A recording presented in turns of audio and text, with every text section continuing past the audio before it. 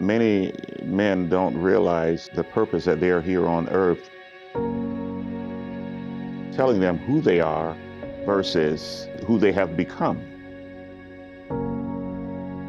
So when they hear these lessons for the first time, it can be quite traumatic.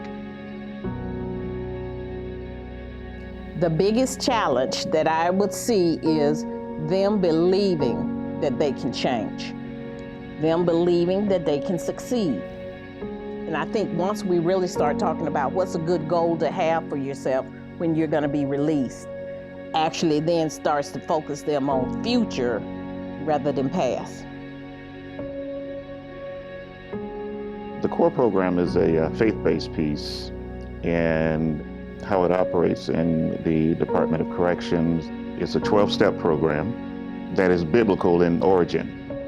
The introduction of reentry involves everything from the men and women looking inside themselves to having doctors go in and give them blood pressure checks, to having a psychologist go out and talk to them about addiction, communication, and things of that nature. So a lot more programming involved in the reentry.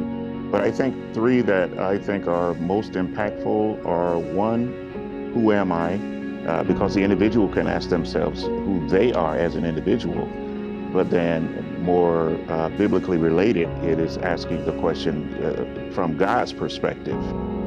I really like the integrity one because that really kind of stuck with me as I want to be a woman of my word. I want to develop that characteristic that people can believe what I say. I believe the third one would be conflict, learning to resolve.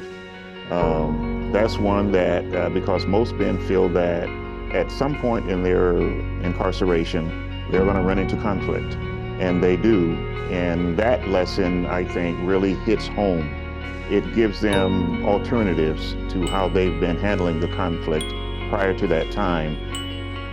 MRT gives us an additional piece to introduce to the men and the women in certain cases, to allow them to look inside themselves and get a better picture of who they are as an individual.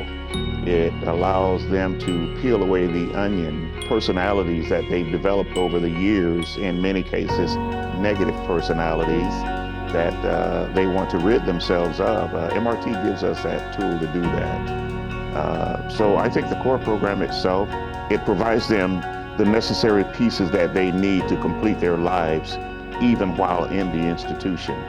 They don't have to wait until they leave the institution to put this in effect.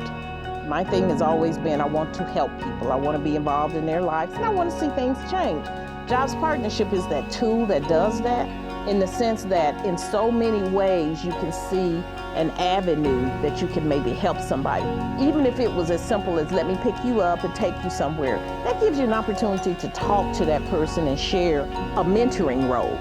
I tell you what, I believe, especially when it comes to faith-based programs, trust is everything.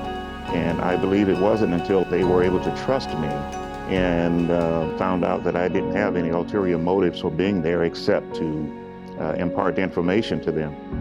In fact, it went from being just them accepting me to them pushing the program all over the institution, to where they now have waiting lists to get into the program.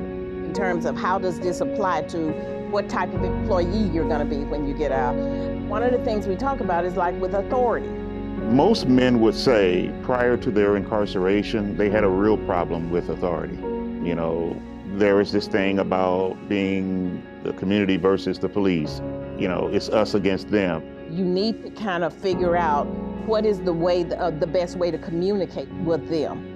The other thing that is very applicable would be the resume writing. You know, when you're gonna go in and do an actual interview, we have interview questions throughout the 12-week period. Many men, especially African Americans, have not been taught how to deal with money in their lifetimes. So they simply deal with money as it comes to them. But when we begin to put structure to that and how it was intended, it does allow them to better negotiate their lifestyles, setting priorities in their lives, putting money away in savings, you know, for down the road. as opposed to just living paycheck to paycheck. After they actually complete the 12 weeks, we get comments such as, this is the first time I've ever stuck with something and really completed it. And so we're giving them the certificate. They're looking forward to the devotionals that we also give. They come out transformed from the person that they were. My experience and what I want the guys to take from this is to discover that they are ambassadors to Christ and beginning to perpetuate the life where they go that they once lived in the prison. And often my prayer for them is that, God show them that this salvation is able to go beyond the jail walls. I believe that we're making an impact in terms of them being better employees when they do go on the job. And a lot of them talk about helping others. So it's that reciprocal type of a thing that just kind of keeps going. You help somebody, somebody else is able to help somebody and somebody else. So it's a passing on type of a thing. That's what I see in Jobs Partnership.